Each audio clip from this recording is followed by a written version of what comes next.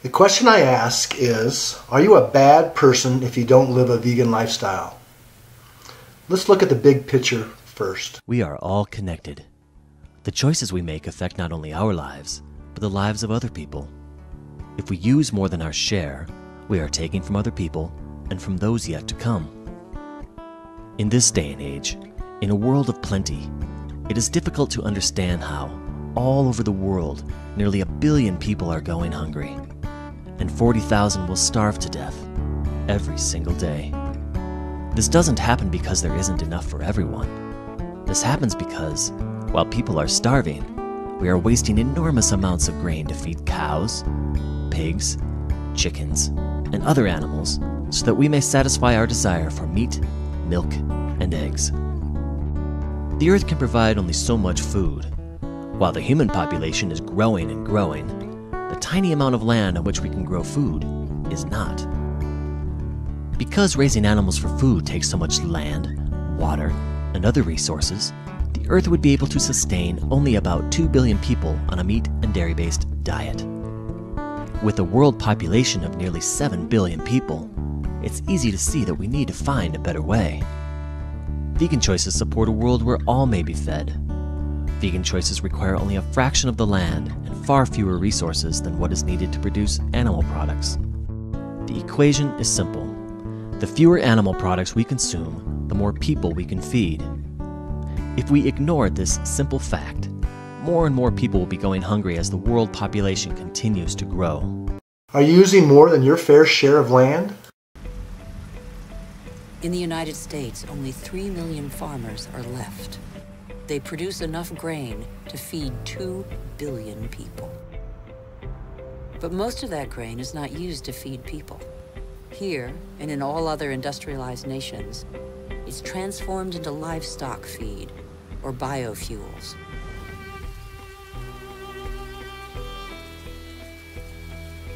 The pocket of sunshine's energy chased away the specter of drought that stalked farmland. No spring escapes the demands of agriculture, which accounts for 70% of humanity's water consumption. In nature, everything is linked.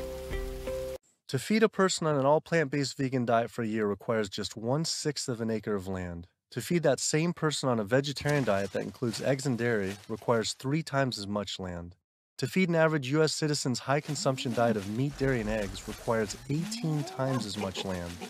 This is because you can produce 37,000 pounds of vegetables on 1.5 acres, but only 375 pounds of meat on that same plot of land. I also learned the comparison doesn't end with land use. A vegan diet produces half as much CO2 as an American omnivore, uses 1/11th the amount of fossil fuels, 1/13th the amount of water, and 1/18th of the amount of land. After adding this all up, I realized I had the choice every single day to save over 1,100 gallons of water, 45 pounds of grain, 30 square feet of forested land, the equivalent of 20 pounds of CO2, and one animal's life every single day. Are you taking food away from starving children?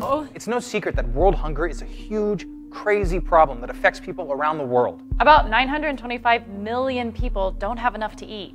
That's more than the populations of the United States, Canada, and the European Union combined. Every 12 seconds, a child dies from a hunger-related disease.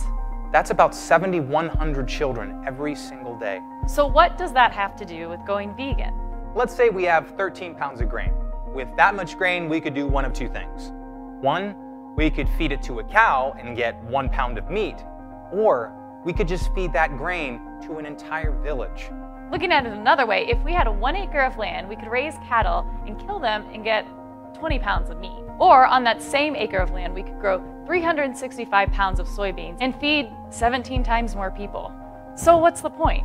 The point is we have enough food on the planet to feed everybody. We already grow enough. But we're feeding it to cows and pigs and chickens, and as a result, we're getting a fraction of the nutritional value back. People deserve better. Help stop the waste of grain and corn and soy and go vegan.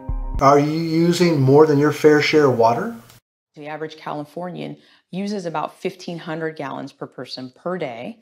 About half of that is related to the consumption of meat and dairy products. So meat and dairy products are incredibly water intensive. in part because the animals are using very water-intensive grains. That's what they eat. And so all of the water embedded in the grain and that the animal eats essentially is considered part of the virtual water footprint of that product. I found out that 1/4 pound hamburger requires over 660 gallons of water to produce. Here I've been taking these short showers trying to save water, and to find out just eating one hamburger is the equivalent of showering 2 entire months. So much attention is given to lowering our home water use, yet domestic water use is only 5% of what is consumed in the US versus 55% for animal agriculture. That's because it takes upwards of 2,500 gallons of water to produce 1 pound of beef. Is the food you are consuming trashing the planet? I'm Mike, and today I want to talk about a fact that has been blowing my mind recently, and that is that the amount of waste created by livestock in the US alone is equivalent to the waste from 39 billion humans, or 5.5 times the population of Earth. Again, that's just the United States. So we're going to look at the implications of this and some of the measured effects, many of which you've probably never heard about. And this video is not going to be the most viewed video ever. People already don't like hearing about their food choices, and they definitely don't like hearing about poop, and I'm going to talk about their food choices poop. Now, I know what some of you are thinking. Is this one of those vegan statistics where they add a 0 because of their evil vegan agenda to just make you feel guilty, not to save animals? No, it's actually from an official government report. It says, quote, nationwide about 130 times more animal waste is produced than human waste. Do you think you are designed to eat meat? The more we eliminate animal foods from our diet, the healthier we are. And again, it has to do with the fact that we are really designed to eat a strictly plant-based diet at the way human beings are actually constructed anatomically. And if you look at our physiology, we are truly strict herbivores. And that's why when we depart from a strictly plant-based diet, we become ill. That's why diets that contain large amounts of animal food are associated with a number of chronic diseases like heart disease, cancer, diabetes, autoimmune diseases, high blood pressure, stroke. The more we eliminate animal foods from our diet, the healthier we are. And again, it has to do with the fact that we are really designed to eat a strictly plant-based diet. We cut it into these smooth-edged, hand-sized objects. We then take the blood out of it. We cook it so that instead of being wet and slimy, it's now firm like plant tissues. But most importantly, we cover it with all of these plant products to try and make it taste like plants, which is what our brain really wants. So we really don't want the animal tissue, because if we did, we eat it the way the carnivores do. Wet, slimy, bloody, and rotting. No, we take it and try to make it look and taste and smell like plants in order to make it acceptable. Furthermore, the fact that we actually cover ourselves with the scents of plants to make ourselves more attractive tells us that plants have always been important throughout our existence as a species. And the reason we like to smell like plants is because that is a subtle signal to our brain that we have been ingesting the compounds that actually make us healthier, make us live longer, and make us more resistant to disease. Do you think you won't be healthy by not eating animals? If you look at the traditional diets of more than 2,000 Okinawans, this is how it breaks down. Only 1% of their diet was fish. Less than 1% of their diet was meat, and same with eggs and dairy. So it was more than 96% plant-based, and more than 90% whole food plant-based, very few processed foods either. And not just whole food plant-based, but most of their diet was vegetables, and one vegetable in particular, sweet potatoes. The Okinawan diet was centered around purple and orange sweet potatoes. How delicious is that? Could have been bitter gourd or soursop, but no, sweet potatoes. So 90+% whole food plant-based makes it a highly anti-inflammatory diet, makes it a highly antioxidant diet. If you measure the level of oxidized fat within their system, there's compelling evidence of less free radical damage. Maybe they're just genetically have better antioxidant enzymes or something? No. Their antioxidant enzyme activity is the same. It's all the extra antioxidants they're getting from their diet that may be making the difference. Most of their diet is vegetables. So, 8 to 12 times fewer heart disease deaths than the U.S. You can see they ran out of room for the graph for our death rate. 2 to 3 times fewer colon cancer deaths, 7 times fewer prostate cancer deaths, and 5.5 times lower risk of dying from breast cancer. Some of this protection may be because they're only eating about 1,800 calories a day, but they were actually eating a greater mass of food, but the whole plant foods are just calorically dilute. There's also a cultural norm not to stuff oneself. The plant-based nature of the diet may trump the caloric restriction, though, since the one population that lives even longer than the Okinawa Japanese don't just eat a 98% meat-free diet, they eat 100% meat-free. The Adventist vegetarians in California, with perhaps the highest life expectancy of any formally described population. Adventist vegetarian men and women live to be about 83 and 86, comparable to Okinawan women, but better than Okinawan men. The best of the best were Adventist vegetarians who had healthy lifestyles too, like exercising non-smokers, 87 and nearly 90 on average. That's like 10 to 14 years longer than the general population. 10 to 14 extra years on this earth from simple lifestyle choices. And this is happening now, in modern times, whereas Okinawan longevity is now a thing of the past. Okinawa now hosts more than a dozen KFCs. Do you think God wants you to eat animals? What is the ideal? What did God intend for creation? Genesis 1:29 is part of the first conversation between God and human beings. And in fact, if you actually read what Genesis says, God told Adam and Eve to be vegans. He said, I have given you every herb-bearing seed, and every fruit that has seed in it. To you it shall be for meat. And it's the first time in the creation story that God describes creation as very good, tov ma'od. Up until that point, God just says, it's good, it's good, it's good.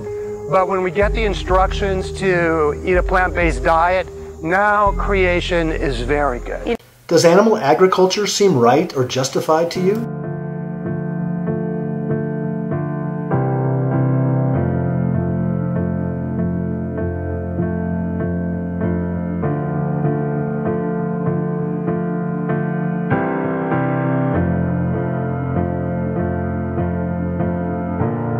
Today we will see the sun in flames, tidal waves washing all the world away. Holding on to this beautiful pain, teardrops fall like diamonds in the rain. But today, together we rise.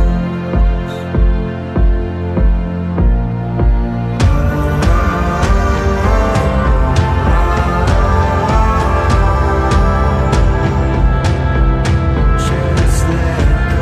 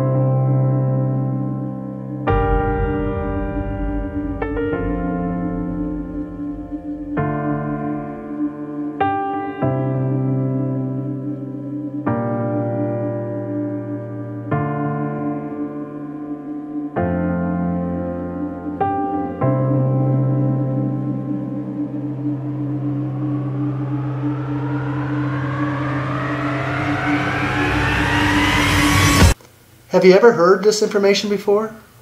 Now that you've learned about eating animals, will you continue?